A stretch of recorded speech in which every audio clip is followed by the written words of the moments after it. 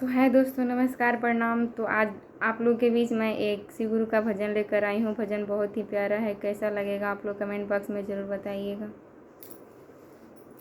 अरे गुरु बना लो भोला के दुख दूर हो जाई, का जाने जीवन में मौका आई ना आई।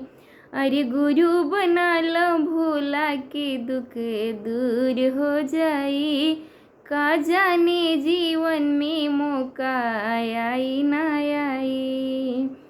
पहिरिल दीदी तुहू रुद्राक्ष कंगनवा, मनवा में जप खाली गुरुजी के नामवा।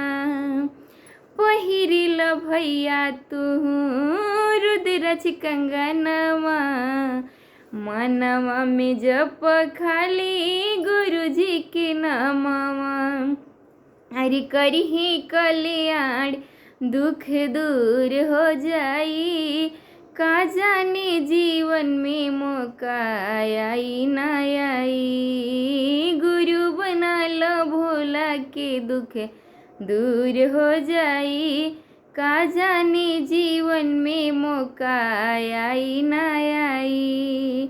पहिला में दया मंगिहा, दूसरा में चर्चा, तीसरा में गुरु जी के करिह नमनवा।